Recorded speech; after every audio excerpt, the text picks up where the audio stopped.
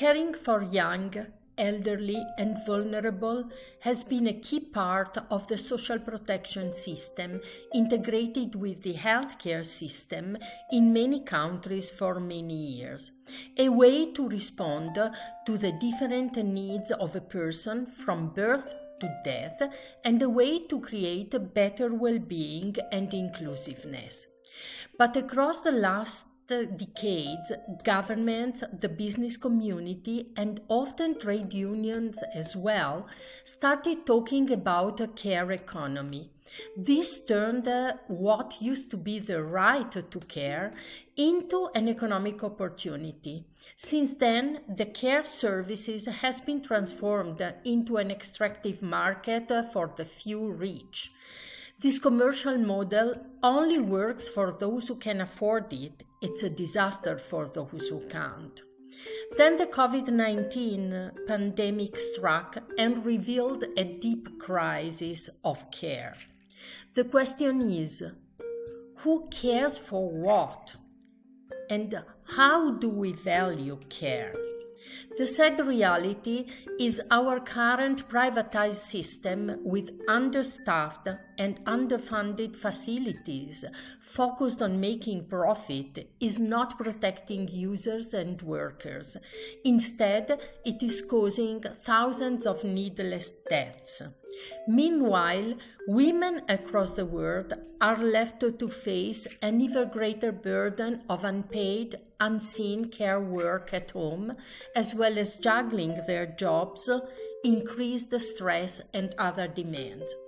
It's clear we need a new model which puts caring for people ahead of caring for profits. To get there, it just takes 5 R's. Recognition. We must acknowledge that the lockdown and the wider effects of this pandemic aren't felt equally.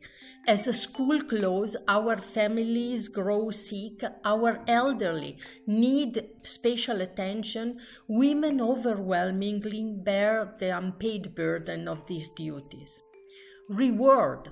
We must ensure women decent remunerations, pensions, working conditions, and social protection. Reduction. We must reduce the unpaid care work and enable women to make their own decisions about workforce participation. How? Through a massive investment in free and universal public care services like kindergartens and rest homes. Redistribution. Care work must be redistributed throughout our society. This means within our households through public policies such as paid parental leave, so men are encouraged to do a greater share.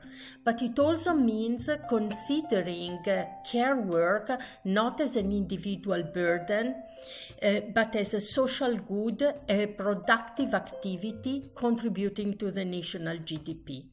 A stronger public care sector reduces the unpaid work borne by individuals throughout a collective, professionalized, and valued care workforce designed to break down sexual stereotypes. And finally, reclaim. We claim back our public services and reinforce the role of the state in building gender-responsive quality care systems. This might all sound impossible, but we can't tackle the care crisis with a reset to the broken system which got us here. We need a bold transformation, recognizing, rewarding, reducing, redistributing, and reclaiming care work is the radical and essential method needed to create a system which truly cares for us all.